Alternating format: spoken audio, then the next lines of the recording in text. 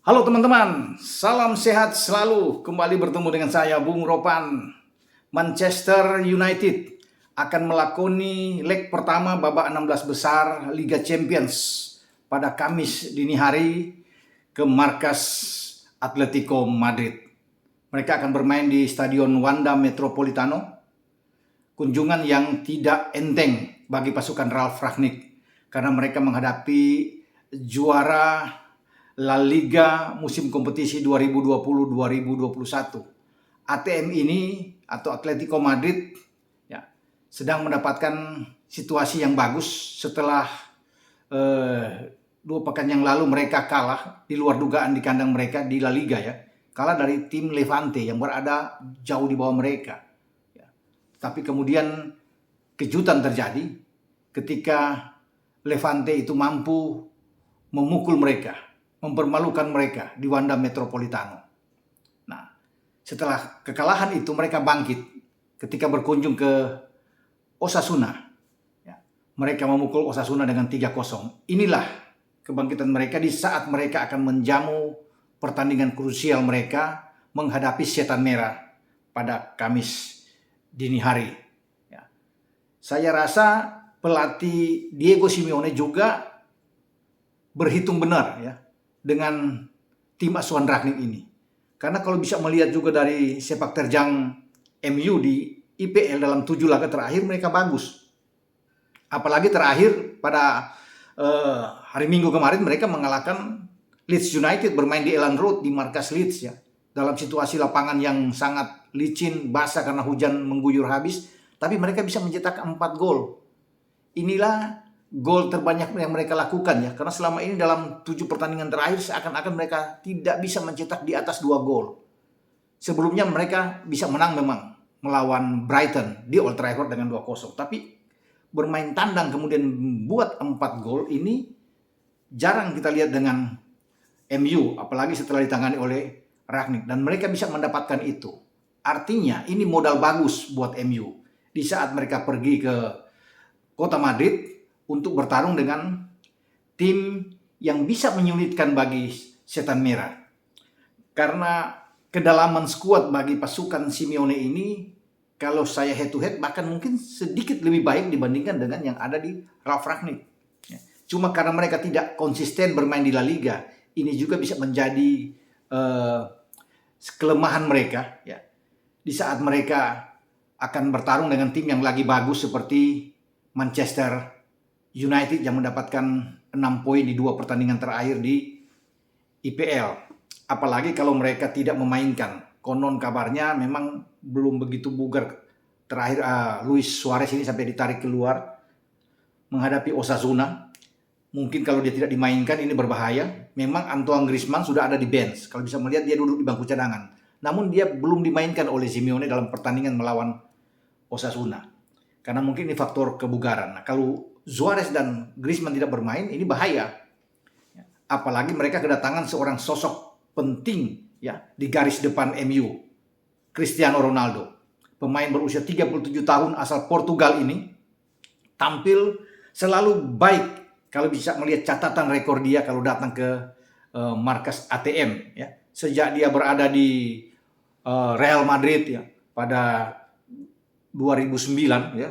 Terus sebelum dia keluar sampai kemudian dia ada di Juventus, selalu dia termotivasi di saat menghadapi ATM. Tercatat ada 4 kali Ronaldo itu membuat hat-trick ya, ke gawang ATM ketika dia berseragam Madrid dan juga terakhir ketika berseragam Juventus di 2018-2019 bertemu di Liga Champions ya.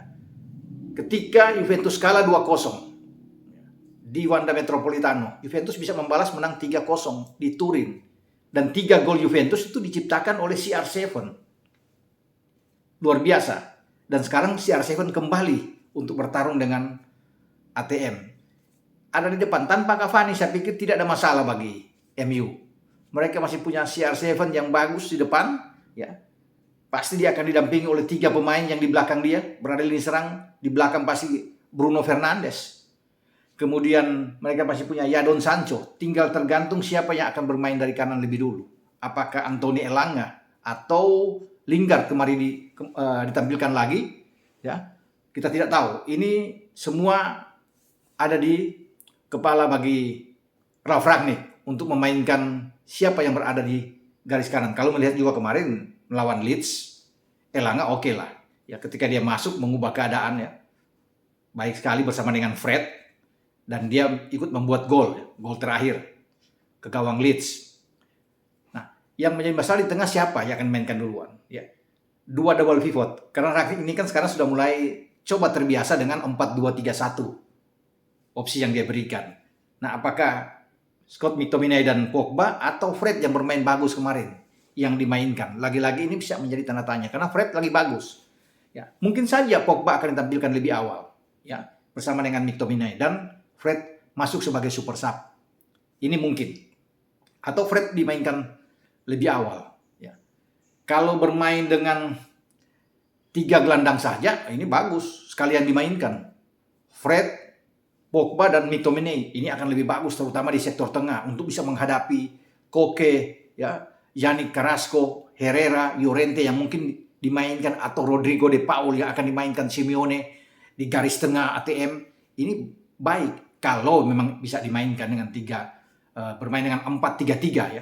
Rangnick mengubah ini dari 4-2-3-1 ke 4-3-3. Jadi artinya mereka lebih tampil menyerang walaupun bermain di tandang.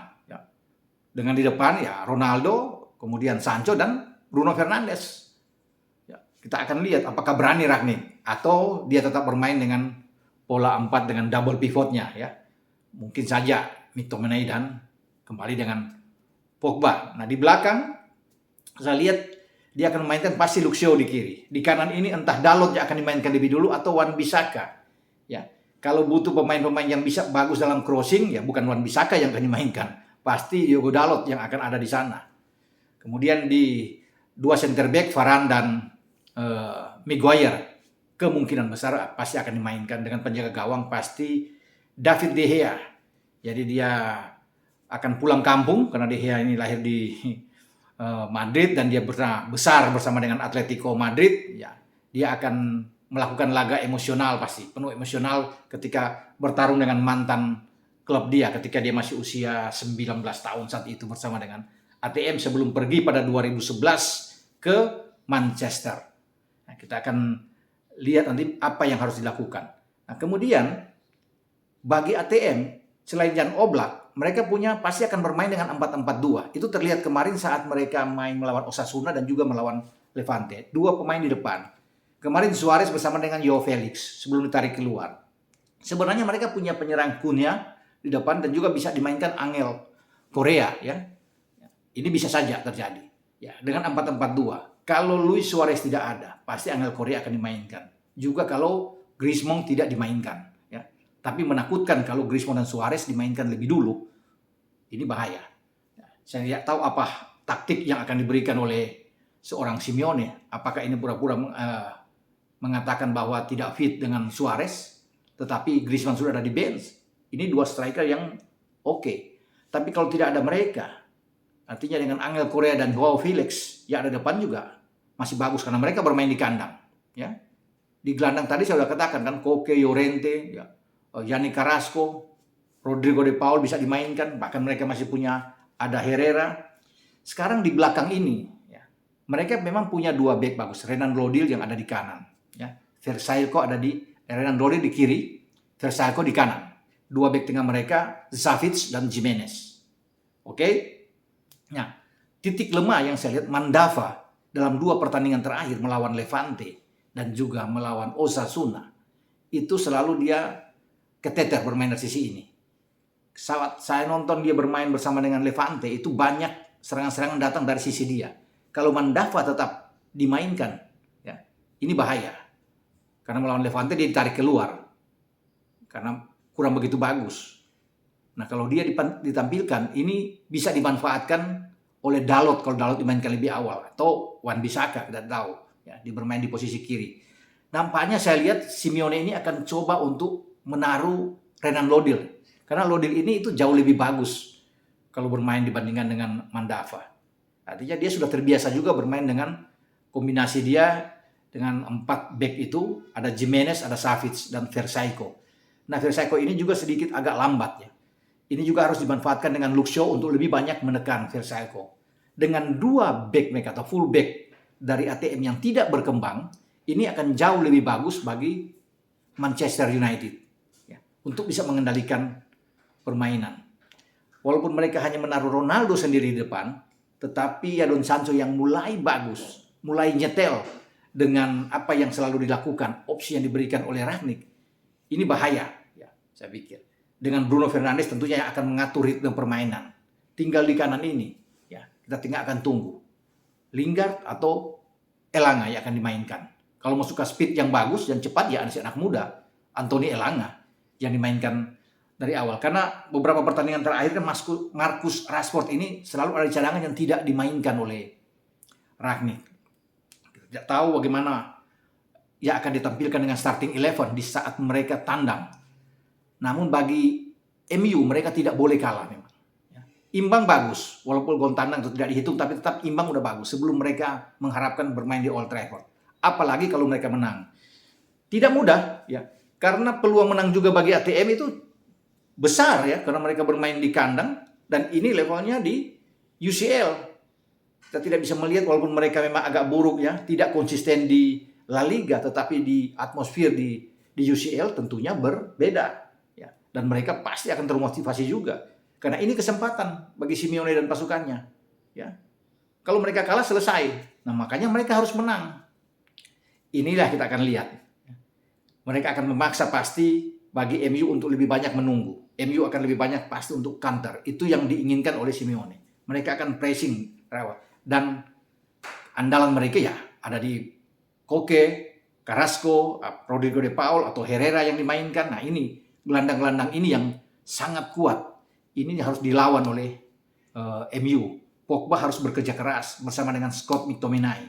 Ya, dibantu juga tentunya dengan Bruno Fernandes. Nah, pasti Simeone akan coba untuk bukan mereka menggagalkan seorang Ronaldo, tapi mereka akan coba mematikan siapa di sini? Bruno Fernandes. Karena Simeone tahu bahwa roh permainan itu ada di Bruno Fernandes. Dia akan coba untuk dipersempit ruang gerak bagi Bruno Fernandes dan mereka bisa memaksimalkan untuk mengalahkan MU. Ya, karena dengan mematikan Bruno Fernandes dan juga mengontrol pergerakan dari Pogba ya bersama dengan Sancho, ini tidak akan berarti bagi Cristiano Ronaldo ya, karena berharap pasti dari pemain-pemain ini ya, suplai bola akan datang dari Bruno, dari Sancho ya. Nah, mereka akan membuat terisolir posisi dari Cristiano Ronaldo. Ya, apalagi mereka punya 2 back yang bagus kan, Gimenez dengan Savic di center back. Kita akan lihat ya, strategi mana yang lebih ampuh di dalam pertarungan di leg pertama babak 16 besar antara Atletico dan MU. Apakah ATM ini akan bisa memenangkan pertandingan atau MU yang akan memenangkan laga? Kita akan lihat nantinya pada pertarungan kedua tim ini di Kamis dini hari atau pukul 3.00 waktu Indonesia bagian Barat. Sampai di sini preview saya dengan pertandingan antara ATM dan MU. Ciao.